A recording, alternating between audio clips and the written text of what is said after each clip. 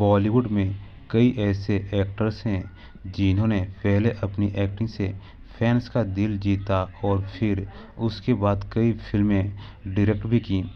इस लिस्ट में actor director Sunil Dutt का नाम भी शामिल है। सुनील दत्त ने अपनी शानदार एक्टिंग से लोगों को इम्प्रेस किया। वो इतने फेमस हो गए थे कि उन्होंने इसके बाद खूब शोहरत भी कमाई, मगर उन्होंने एक ऐसी फिल्म बना दी थी जिसकी वजह से उन्हें लेने के देने पड़ गए थे।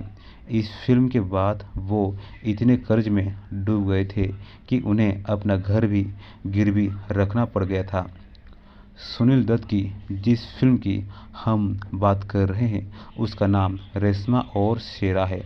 इस फिल्म में वाहिदा रहमान, विनोद खन्ना, अमिताभ बच्चन, राखी, रंजीत, के.एन. सिंह, जयंत और अमरीश पुरी अहम किरदार निभाते नजर आए थे। इस फिल्म को बनाते हुए कभी सुनील दत्त ने नहीं सोचा होगा कि इसको बनाना उनके लिए भारी पड़ जाएगा। सुनील दत्त की फिल्म रेशमा और शेरा को पहले सुखदेव डायरेक्ट कर रहे थे। फिल्म की शूटिंग लगभग पूरी भी हो चुकी थी, मगर फिर सुनील दत्त को उनका काम पसंद नहीं आया और उन्होंने फिल्म को खुद डायरेक्ट करने का फैसला लिया। रेशमा और शेरा की शूटिंग जहां 15 दिन में ख़त्म होने वाली थी, वहीं उसे दोबारा शूट करने की वजह से 2 महीने लग गए। इतना समय लग जाने की वजह से फिल्म का खर्चा बढ़ गया और सुनील दत्त 60 लाख के कर्जे में आ गए थे। सुनील दत्त पर कर्जा इतना ज़्यादा हो गया था कि उन्हें अपनी कार बेचनी पड़ गई थी। उसके बाद उन्होंने अपना घर गिरवी रख दिया था, जिसके बाद फिल्म का घाटा पूरा किया। सुनील दत्त के हालात ऐसे हो गए थे कि वो अपने बच्चों को स्कूल छोड़ने के लिए बस में जाते थे। इतना ही नहीं, प्रोड्यूसर्स भी उन पर पैसा लगाने से बचने लगे थे। इस मुश्किल समय से बाहर आने के लिए सुनील दत्त बी ग्रेड फिल्मों में काम करना शुरू कर दिया था। जब वो घाटे से बाहर आए तो उन्होंने फिर से अच्छी फिल्में करना शुरू कर दिया था।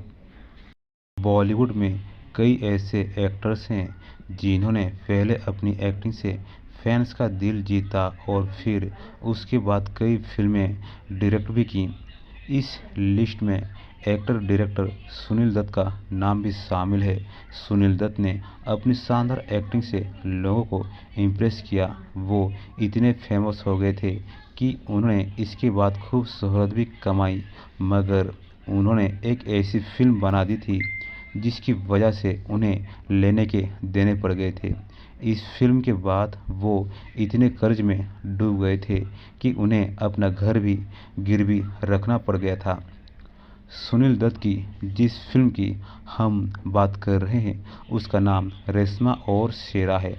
इस फिल्म में वाहिदा रहमान, विनोद खन्ना, अमिताभ बच्चन, राखी, रंजीत, के.एन. सिंह, जयंत और अमरीश पुरी अहम किरदार निभाते नजर आए थे। इस फिल्म को बनाते हुए कभी सुनील दत्त ने नहीं सोचा होगा कि इसको बनाना उनके लिए भारी पड़ जाएगा।